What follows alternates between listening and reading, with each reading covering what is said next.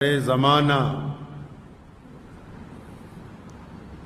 مگر یقین رہے گا عامر، مزاج باطل وہی پرانا۔ ہزار جدت ترازیوں کے مزاج بدلا کرے زمانہ، مگر یقین رہے گا عامر، مزاج باطل وہی پرانا۔ وہ کوئی درگاہ ہو یا مسجد جہاں عبادت اللہ کے علاوہ علیہ نے اس کو الفاظات میں نقل کیا ہے اور یہ سمجھایا ہے کہ وقت جیسے جیسے گزرتا ہے، دور بدلتا ہے، نئے لوگ آتے ہیں، لیکن جو باطل ہے یعنی جھوٹ بولنے والا ہے، ان کا جو ہے وہ مزاج بدلتا نہیں ہے۔ جھوٹ بولنے والوں کا مزاج تبدیل نہیں ہوتا ہے، وہ ویسا ہی رہے گا۔ اگر پیارے نبی حضرت محمد رسول اللہ صلی اللہ تعالیٰ علیہ وسلم کی زندگی کی بات کریں، آپ صلی اللہ علیہ وسلم جب مکہ مکرمہ میں تھے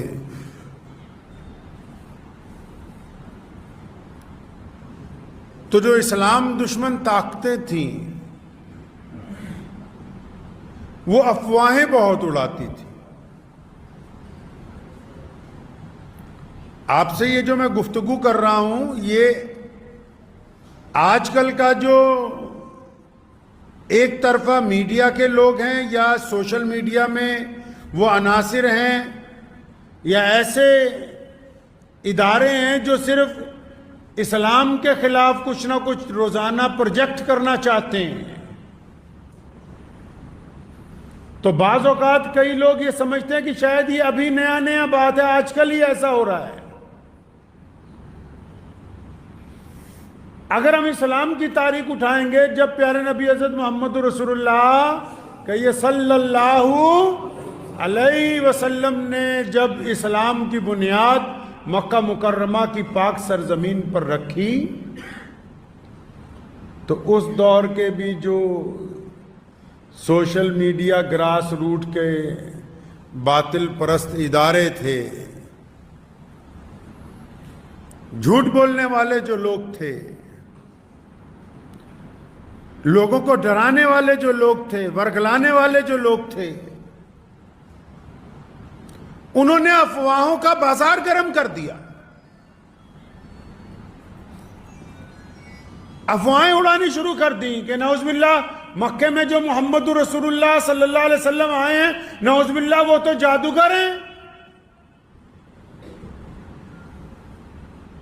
ایسی ایسی باتیں جو آج ہم زبان پر نہیں لا سکتے، انہوں نے لوگوں کو سمجھانی شروع کر دی، کہنی شروع کر دی۔ اب کوئی کسی کے خلاف گفتگو اس لیے کرتا ہے، اس کے پیچھے دو مقصد چھپے ہوئے ہوتے ہیں۔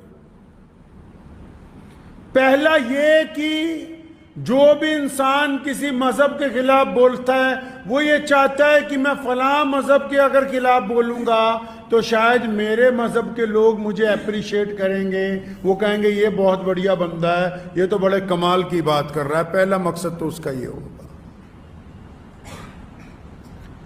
دوسرا مقصد یہ چھپا ہوتا ہے کہ وہ سچ بولنے والوں سے خوفزدہ ہوتا ہے، اتنی طاقت نہیں رکھتا کہ سچ کے مقابلے میں سامنے سامنے گفتگو ہو جائے، آمنا سامنا ہو جائے، اس لیے ان کے پس پشت دوسرے ذرائع سے افواہیں اڑاتا ہے۔ تو نبی علیہ السلام کے دور کا جو میڈیا تھا، اس نے افواہیں اڑانی شروع کر دی۔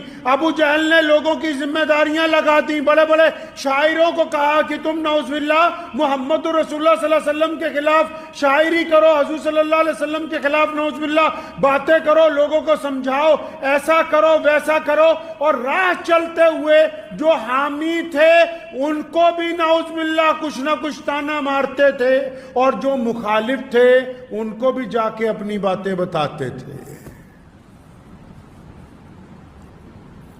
مطلب جو صحابہ ایمان لے آئے تھے ان کو بھی، ان تک بھی کفر نے اپروچ کی، کبھی تانا مارا، کبھی کچھ کہا، اور جو اسلام کے ساتھ نہیں تھے ان کو اور برگلانے کی کوشش کی۔ اب اس میں صحابہ کرام رضی اللہ تعالی اجمعین کا طرز عمل سب سے پہلے دیکھنے والا ہے۔ حضرات صحابہ کرام رضی اللہ تعالی اجمعین کو جب کسی اسلام مخالف بندے نے مکہ مکرمہ میں یا مدینہ منورہ کے اطراف میں جب دین ابتدائی مراحل میں تھا، اگر نعوذ باللہ کسی نے کوئی بری بات کہی تو انہوں نے فوراً اپنے موبائل کے اندر جو ڈیلیٹ کی آپشن تھی، سمجھ رہے ہیں آپ بات کو؟ یہ مثال دینے کے لیے کہہ رہا ہوں، اس وقت میں موبائل تو نہیں تھا نا، یعنی ہمارے ذہن میں جو بات کو ڈیلیٹ کرنے کی طاقت تھی اس کو اس خانے کے اندر ڈال دیا کہ ہم تو تمہاری کوئی اہمیت سمجھتے ہی نہیں، اسلام دنیا کا بہترین مذہب ہے اور اسلام پیش قدمی کر رہا ہے، اسلام برق رفتاری سے چل رہا ہے، تم بولتے ہو بولتے رہو، ہمیں کوئی پرواہ نہیں، ہم اپنے مقصد کی طرف رواں دواں ہیں۔ ہم کیا کر رہے ہیں؟ اگر ایک اسلام مخالف کوئی ایک خبر ہم تک آ جائے تو 100 گروپوں میں ڈالتے ہیں کہ بھائی آگے سے آگے شیئر کرتے رہو۔ پہلا تو عمل یہ غلط ہو گیا، شیئر کرنے کی بجائے اس میں ایک آپشن تھی کہ ہم اس کو ڈیلیٹ بھی کر سکتے تھے، اس کی رپورٹ بھی آن لائن کر سکتے تھے تاکہ وہ پوسٹ وہاں سے ڈیلیٹ ہو جائے، لیکن کیونکہ ہم نے اسلام کو پڑھا نہیں ہے، ہمارے نزدیک تو بس 5 وقت کی اذان اور یہ 5 وقت کی نماز ہی اسلام ہے، قرآن خوانی کروائی، خود بھی بریانی کھائی، دوسرے کو بھی حلوہ کھلایا، بس یہیں پر آ کے دین ہمارا مکمل ہو گیا۔ یا پھر ایک دوسرے کے خلاف فتوے بازیاں ہیں، اتفاق کی کوئی ایسی گفتگو ہی نہیں ہے۔ یو سی سی کا معاملہ چلا، اب یہ دیکھیے کہ اتنی بڑی مسلمانوں کا ادارہ مسلم پرسنل لا بورڈ، اس نے اعلان کیا بھارت کے مسلمانوں کو کہ اپنی رائے دو، اتنے بڑے بڑے لوگ اس میں شامل ہیں، لیکن صرف 17 یا 20 لاکھ لوگوں نے رائے دی، اور اس کے بعد اب کچھ ان کے حامی، رات میں ایک چھوٹے سے مولانا کی تقریر سن رہا تھا، کہتا مجھے تو لگتا ہے کہ ان 20 لاکھ کے علاوہ باقی سارے ہی منافق ہیں۔ ارے اللہ کے بندے، یہ 20 کروڑ لوگ منافق نہیں ہو سکتے، قیادت میں کہیں نہ کہیں کمی ہے کہ تمہاری آواز پر قوم لبیک کہنے کے لیے تیار نہیں ہے، کیونکہ ہم نے آج تک دین کو اس کی رمز کے ساتھ، اس کے رموز کے ساتھ، قرآن کو اس کے اسلوب کے ساتھ، رسول اللہ صلی اللہ علیہ وسلم کی سیرت کو اس کے عقائد کے ساتھ، ہم نے دین کو نہ سمجھا نہ سمجھایا، ہم نے اپنی ضرورت کے مطابق دین کا استعمال کیا ہے، دین کو اس نہج پر لے کے نہیں آئے جو محمد الرسول اللہ صلی اللہ علیہ وسلم نے عطا فرمایا۔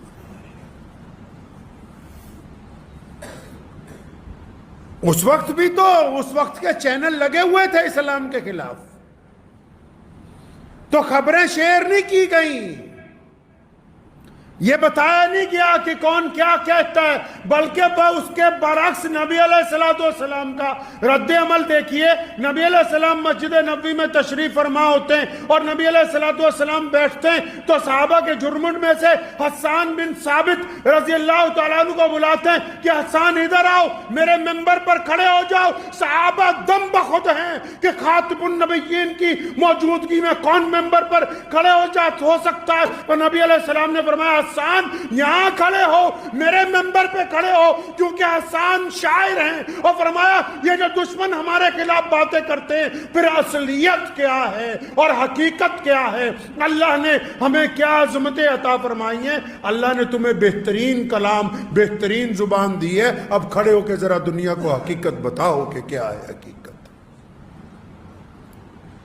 پتہ یہ لگا کہ جب لوگ جھوٹا پروپیگنڈا کریں دین کے خلاف، پتہ یہ لگا کہ جب جھوٹی خبریں پھیلائی جائیں، پتہ یہ لگا جب خبروں کے ذریعے کسی کو دہشت میں لانے کا مقصد ہو، خبروں کے ذریعے کسی کو ڈرانے کی کوشش کی جا رہی ہو، خبروں کے ذریعے کسی کو دماغی طور پر پریشان کرنے کی کوشش کی جا رہی ہو، تو ایسی خبروں کو اسلام کی وہ بہترین نبی علیہ السلام کی سیرت کردار، وہ ہماری ذمہ داری بنتی ہے کہ ہم پھر اسی پلیٹ فارم سے وہ باتیں دنیا کے سامنے لائیں، تاکہ جو عام انسان ہیں، جو مسلمان نہیں بھی ہیں، ان کو یہ بات سمجھ آ سکے کہ فلاں بندہ جھوٹ بول رہا اور یہ فلاں انسان سچ بولنے والا ہے۔ اب یہ تو سنت ہے نبی علیہ السلام کی، اسلام مخالف پروپیگنڈے کو ڈیلیٹ کرنا اور اس کے مد مقابل صحیح باتوں کو لوگوں تک پہنچانا کس کا حکم ہے جی؟ محمد الرسول اللہ صلی اللہ علیہ وسلم کا حکم ہے۔ کس کا پیغام ہے؟ نبی علیہ السلام کا پیغام ہے۔ تو ہم تو اس معیار تک پہنچے ہی نہیں، ہمیں تو یہ بات پتہ ہی نہیں کہ نبی علیہ السلام کی سیرت میں ہے یہ بات، اسلام کے اسلوب میں ہے، اسلام کے قواعد میں ہے، کیونکہ جس دن سے دین آیا ہے اسی دن سے گراس روٹ پر اسلام مخالف طاقتوں نے اسلام کو بدنام کرنے کی کوشش کی ہے، لیکن دین آگے اس لیے بڑھا کیونکہ ہم نے اس کے مد مقابل اپنا اعلیٰ کردار پیش کیا ہے۔ ٹھیک ہے کہ کوئی بندہ یہ کہتا ہے کہ مسلمان خراب ہے جی، اسلام خراب ہے جی، کہنے والے کا تو منہ نہیں روک سکتے، لیکن جو ہم تک پہنچتا ہے اس کے خیالات بدلنے کی طاقت آپ رکھتے ہیں کہ نہیں رکھتے؟ یہ مان لیا کہ میڈیا پر جھوٹ بولا جا رہا ہے اسلام کے خلاف، کبھی 72 حوروں کو لے کر، کبھی 3 طلاق کو لے کر، کبھی 4 نکاحوں، یہ مان لیا کہ وہ اسلام کے اصول کو بگاڑ کے اپنی سمجھ کے مطابق پیش کر رہے ہیں، لیکن یہ بتائیے ٹھیک ہے وہ تو بول ہی رہے ہیں، کیا ہم تک جو غیر مسلم دوست، غیر مسلم بھائی، غیر مسلم کاروبار، ہمارے غیر مسلم پڑوسی جو ہم تک پہنچ رکھتے ہیں، کیا ہم ان کے خیالات کو تبدیل کرنے کا فن رکھتے ہیں؟ اگر ہمارے کے اندر یہ خصوصیت ہے تو اس کا مطلب ہم مسلمان ہیں، اگر ہمارے اندر یہ خصوصیت نہیں تو ہمیں اپنے ایمان پر ایک دفعہ غور کرنا ہوگا۔ کون سا فن؟ قرآن نے کہا نماز پڑھو، کیوں؟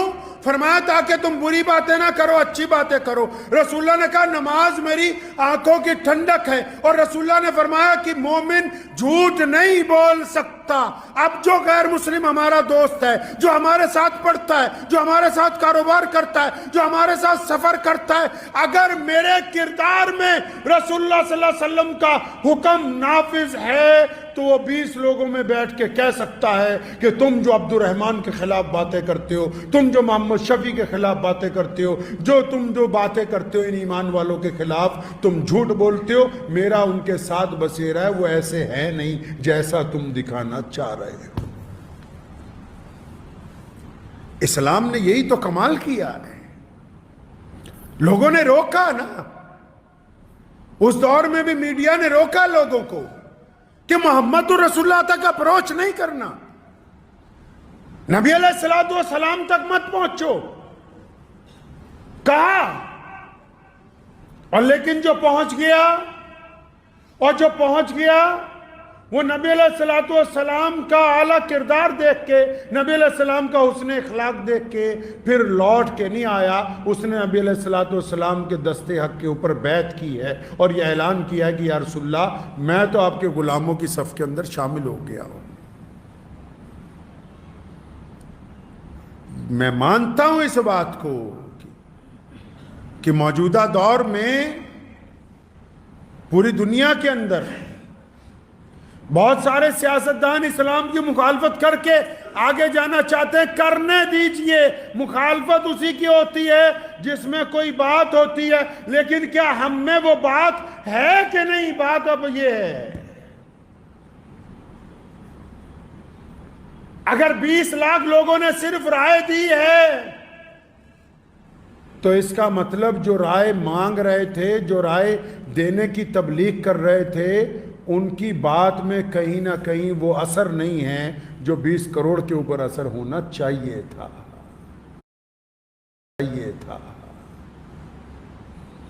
وہ کہتا ہے نا، تو ادھر ادھر کی نہ بات کر، یہ بتا کہ قافلہ کیوں لٹا. مجھے رہزنوں سے گلا نہیں، تیری رہبری کا سوال ہے. ہم اسلام کو کس طریقے کے ساتھ چلا رہے ہیں؟ کیا نبی علیہ السلام کا یہ طریقہ ہے جو ہم نے اپنے اندر رائج کیا؟ قرآن نے کیا ایسا ہم کو سمجھایا ہے؟ رائے اگر مانگی حکومت نے تو بڑے بڑے مسلم اداروں نے رائے دے دی، بات ختم ہو گئی. لیکن عوام کے اندر ہمارا کیا معیار ہے؟ معیار جو ہے لوگ ایسے نہیں تولتے. لوگ آپ کے کردار کو دیکھتے ہیں. پوری کائنات میں آج اسلام سب سے بڑا مذہب ہے، پتہ ہے آپ کو؟ پوری کائنات میں اتنے کروڑوں دل اگر کسی ایک ذات کے لیے دھڑکتے ہیں تو صرف محمد رسول اللہ صلی اللہ علیہ وسلم کی ذات گرامی ہے. آج بھی کائنات میں اگر کسی کی وجہ سے امبیسیاں بند ہو جاتی ہیں، کوئی قوم سراپا احتجاج بنتی ہے، تو صرف محمد رسول اللہ صلی اللہ تعالیٰ علیہ وسلم ہے. تو ہمیں تو اسی نبی علیہ السلام کے طریقے کے اوپر چلنا ہے. پیارے نبی علیہ السلام کے طریقے پر اس نے کہا نا، دو رنگی چھوڑ دے، یک رنگ ہو جا. دو رنگی چھوڑ دے، یک رنگ ہو جا. سراسر موم ہو جا یا پھر سنگ ہو جا. ڈبل معیار کی زندگی چل نہیں سکتی ہے. ڈبل معیار کو اسلام نے شرک کا نام دیا ہے. ڈبل معیار کا انسان توحید پرست ہو نہیں سکتا. ڈبل معیار والا ایمان والا نہیں ہو سکتا. آپ نے سنا ہوگا کہ ایک بہت مشہور حکایت ہے کہ ایک درخت پر ایک جنگل میں ایک چڑیا اور ایک چڑا دونوں میاں بیوی بیٹھے ہوئے تھے. تو چڑے نے چڑیا کو کہا کہ وہ دیکھو دور سے، مجھے لگتا ہے کہ کوئی آ رہا ہے اور وہ ہمیں مار نہ دے. تو چڑیا کی نگاہ ذرا تیز تھی، اس نے دھیان سے دیکھا. کہہ رہے نہیں نہیں، تمہیں غلط فہمی ہو گئی. آنے والے کے کپڑے، اس کا لباس، اس کا چہرہ، اس کے سر پہ باندھی ہوئی دستار، اس کا طریقہ یہ بتا رہا ہے کہ یہ شکاری نہیں ہے، یہ تو کوئی عبادت گزار ہے. چڑیا نے جو دور سے دیکھا نا تو اس نے کہا یہ شکاری نہیں، یہ تو کوئی عبادت گزار ہے. تو اتنی دیر میں ایک تیر آیا، چڑے کو لگا ساتھ ہی لے گیا. اب چڑیا نے جب دھیان سے دیکھا کہ جسے وہ شکاری نہیں سمجھ رہی تھی، اسی کے ہاتھ میں کمان تھی اور اسی نے تیر چلایا تھا، تو اس نے جا کے راجہ کی عدالت میں بادشاہ کے پاس مقدمہ کر دیا. اب جب گواہ دے بلائے گئے، اس بندے کو بھی پکڑ لیا گیا. اب انہوں نے کہا پتہ لگ گیا بھی اسی بندے نے مارا ہے. تو بادشاہ نے چڑیا سے کہا کہ پتہ لگ گیا کہ اسی نے قتل کیا ہے، اسی نے تیر مارا تھا. اب تم کیا چاہتی ہو کہ اسے مار دیا جائے؟ اسے مار دیں؟ چڑیا نے کیا کہا؟ کہنے لگی بادشاہ سلامت، اس بندے کو اس سے قتل کی سزا دلوانے کے لیے مقدمہ نہیں کیا ہے۔ بادشاہ نے پوچھا پھر مقدمہ کیوں کیا؟ کہنے لگی میں تو بس یہ چاہتی ہوں کہ حکومت آج سے یہ قانون بنا دے کہ جو شکاری ہیں وہ شکاریوں والے کپڑے پہنے، اور جو اللہ والے ہیں وہ اللہ والے کپڑے پہنے۔ کوئی اللہ والا شکاریوں کے کپڑے پہن کر کسی کے اوپر تیر نہ چلائے کبھی۔ یہ صرف مسلمانوں کے لیے نہیں کہہ رہا ہوں، دنیا کی تمام اقوام کے اوپر یہ بات لاگو ہوتی ہے کہ جس نے جو رنگ ڈھنگ اپنایا ہے، جیسا ظاہری طور پر نظر آتا ہے ویسا ہی باطنی طور پر نظر آنا چاہیے۔ جو ظاہر میں کچھ اور ہیں، باطن میں کچھ اور ہیں، ان کی آواز پر کوئی لبیک کہنے والا نہیں ہے۔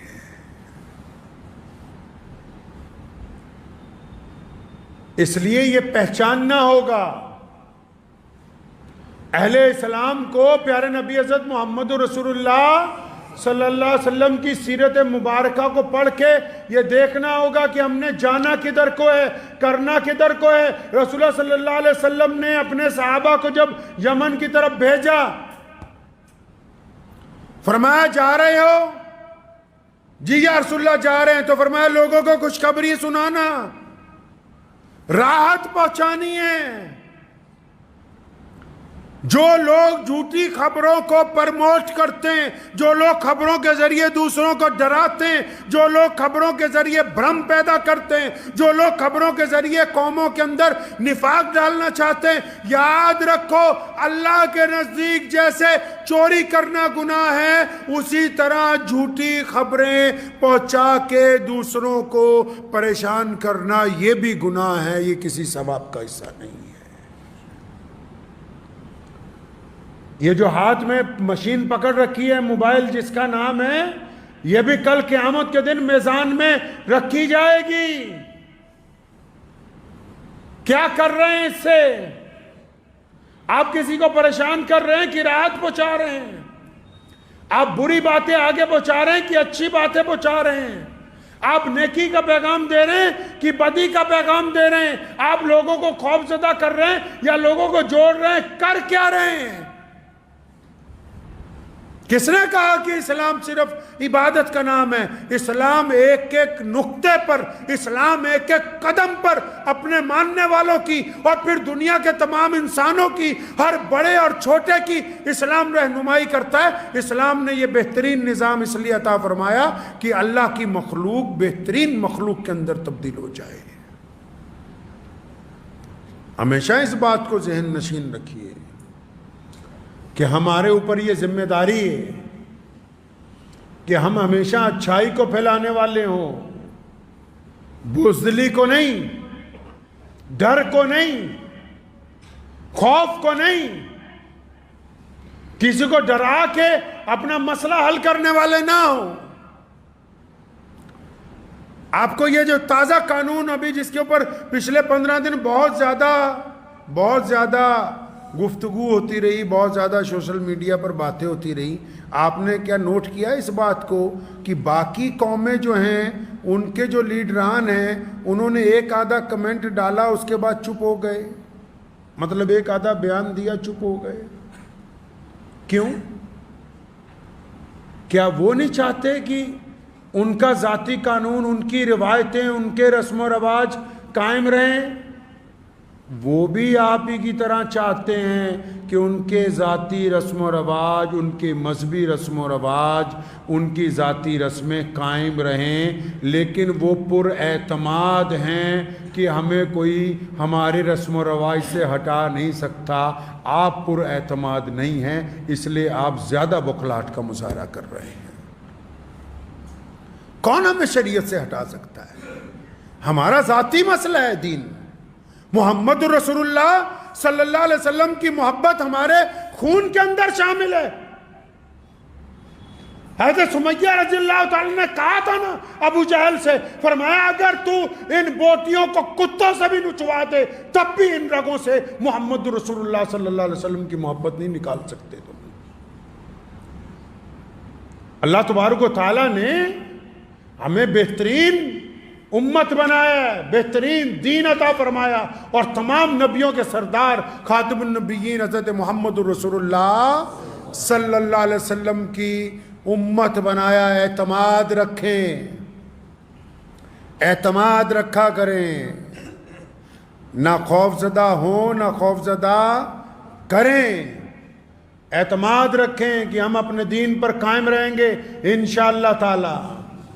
یہ جو حالات ہیں، یہ جو گفتگویں ہیں، یہ جو اسلام کے خلاف سوشل میڈیا کے اوپر پروپیگنڈا ہے، یہ ابو جہل نے شروع کیا تھا، یہ قیامت تک ہمارے پیرلر چلتا رہے گا، ہمیں اس کی کوئی پرواہ نہیں۔ ہمیں اگر پرواہ ہے تو محمد رسول اللہ صلی اللہ علیہ وسلم کے حکم کی پرواہ ہے، ان کی اتباع کی پرواہ ہے، ان کی پیروی کی پرواہ ہے۔ ہم نے وہ کام کرنا ہے جو رسول اللہ صلی اللہ علیہ وسلم کو پسند ہو۔